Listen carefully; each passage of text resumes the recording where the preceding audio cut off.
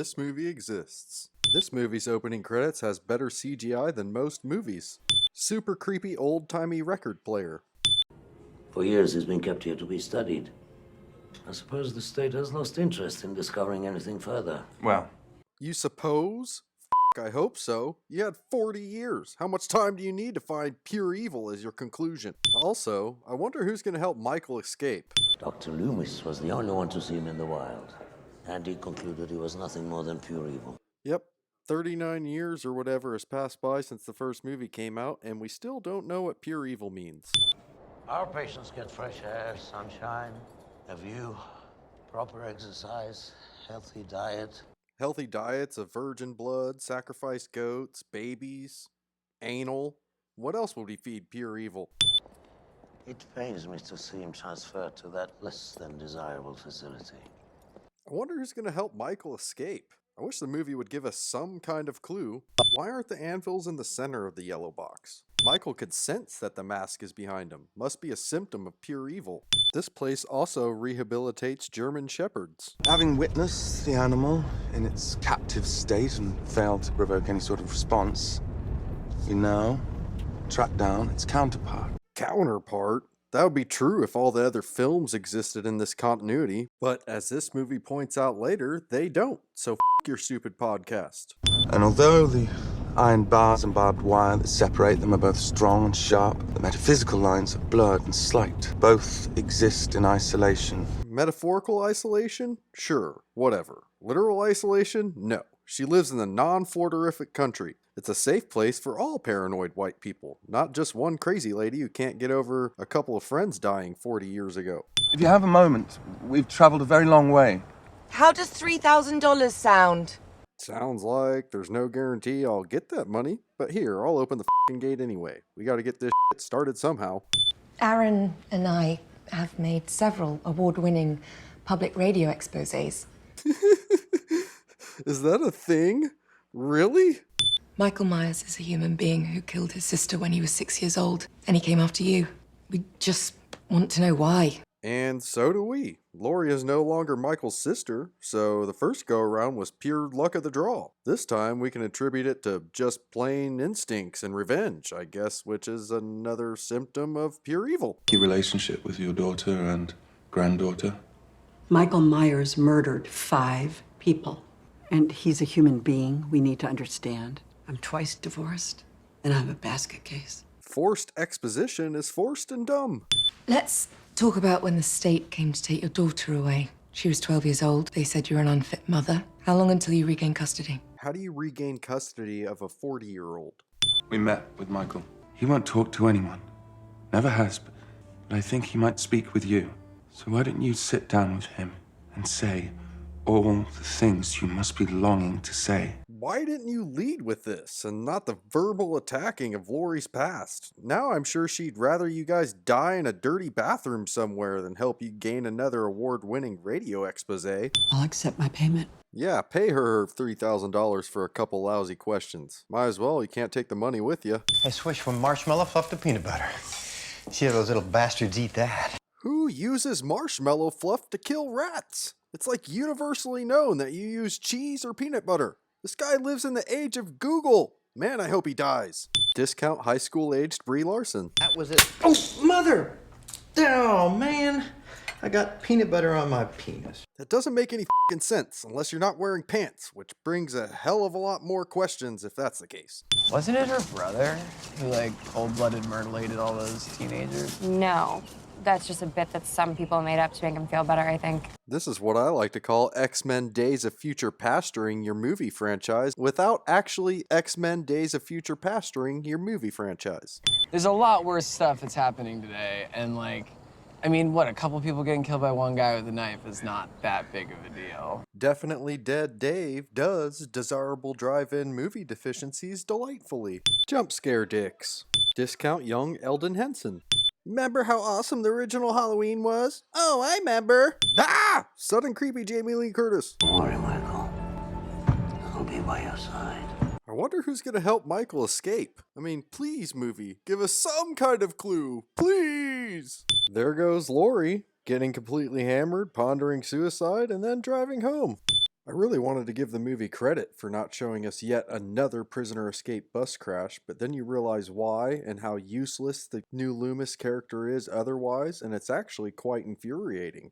10-year-old son, you stay here in the truck. I need to go out and check on what is clearly a bus full of wandering escaped mental patients. An almost dead jump scare dick is a jump scare dick is a jump scare dick. Dad! Daddy! Yeah, Dad's dead. But I just want to know where all the crazy assholes went. Must be a Burger King around there because only crazy assholes eat Burger King. If you don't want to get shot in the chest, don't yell, don't shoot, whilst being a jump scare dick. What, was Michael just taking a nap in the back seat? Why didn't he just steal the truck and get the f*** out of there? Unless he needed to get his child murder fix in, which is good, I guess, because he passes up a sweet, sweet baby kill later. As she sat combing her hair, unaware. He then proceeded to slice the base of her skull. The most unbelievable aspect of this movie is that these two assholes actually make money doing this shit. Discount Warren Sapp, even though the actual Warren Sapp would be more of a discount Warren Sapp than this guy at this point. It's not a Halloween movie unless somebody dies taking a shit in a disgusting public bathroom. I don't know what happened here, but I'm sure a donkey punch was involved somehow. Let this be known to you folks. If you don't have favorable dental hygiene, Michael Myers is going to come pull all your teeth out. What are you doing? The door doesn't lock from the outside. F***ing open that thing and go help your f***ing stupid boyfriend. Or at least get the f*** out of there. Jesus Christ. What is this cut right here? Is this just shitty film editing? Better watch out, Judy. There's definitely a jump scare dick around the corner. Gotcha! See? This is what we like to call in the horror film industry a jump scare dick fake out. Laurie can literally just teleport to wherever the movie needs her to be. The movie doesn't need her to be here, you say? Well, go fuck yourself, says the movie. Takes nearly half a movie for the director to start directoring properly. Do you smell a hammer? I smell a hammer. Must be over here in the shed. See? I knew it was in here next to the overly excessive bucket of gardening tools. It would have been way cooler if Michael killed this lady with a rake. I'm just going to conclude that he didn't kill the baby here because he knows there's a cameraman following him around and he didn't want to get blasted on social media later. Rebecca, give you directions? Yeah. Getting directions from anything that isn't Siri or Google. And I babysit some f***ing loser kids. Ventriloquism. Dude went from dancing with his girlfriend to having a drink with his BFF to kissing another hot chick in a matter of seconds. I'm not even mad. In fact, this dude is my idol. Bonnie's only purpose in this movie is to destroy Clyde's not iPhone. Did Michael pick this place at random, or did he know exactly what house to go to next to perfectly fit the narrative? Sure, why not? Here's 20 cents. I got this tattoo because tonight is the night. The one we'll remember for the rest of our lives. You were so getting dry tonight. Well, son, I got this tattoo back when I was in high school because I thought it would get me laid, but the f***ing prude just dry f***ed me and then we got murdered. Excuse me, sir? What are you doing in here? Please, you need to leave. Vicky? Get out now! Gotcha. You fucking kidding me? Okay, I was gonna add another 20 for this yet another jump scare dick fake out, but this kid's hilarious, so just +1. You go up there! You're gonna get killed, Dave! Little Julian would be excellent at CinemaSins. This. Yeah, this. You got this shit, Dave. Get up there. Michael apparently has the time to take a break from all this murdering to set up a few Halloween decorations. Yeah, there's no way she heard that. Sheriff Will Patton decides to fire a couple warning shots right into the wall. Oh man, I guess Dave didn't have that shit after all. He only knows how to keep moving and to keep killing. And he will kill again unless he's captured. This is what we like to call in the horror film industry as useless filler dialogue. He's not an asset, he's a liability. You don't know he's going on this hunt. Nobody knows Myers better than he does. Movie tries to justify new Loomis tagging along for the rest of this flick, but it doesn't make it any less stupid. Did you know our friend Hawkins here was the first responding deputy when Michael was apprehended in 1978? Yeah, I guess, but how cool would it have been if Will Patton actually played that role in the original? A lot cooler than this bullshit. Do you know that I pray every night that he would escape? What the hell do you do that for? Man, everybody's good at CinemaSins in this movie. Red paint.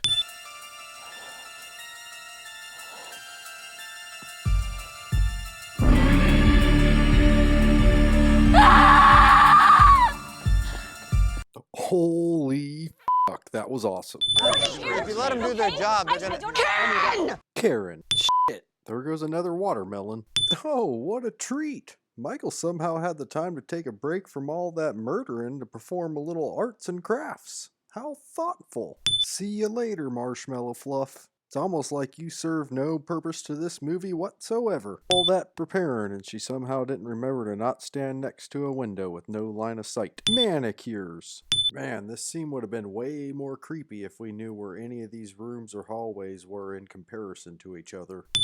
Fucking no. We saw him come in earlier with nobody, and there's no way he had enough time to go out and get that fucker. So, I mean, there has to be one angle in this room where she saw him standing there. What was the point of all that training if you can't even clear a fucking room?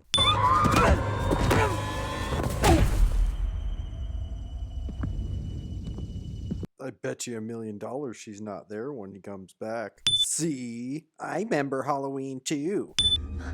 Mom! Help us! I can't do it! I'm sorry, I can't do it! Gotcha. About fucking time they let Judy Greer do something awesome in a movie. Goodbye, Michael. Yeah, but what's the point really? You know there's gonna be a sequel next year and a reboot in 5.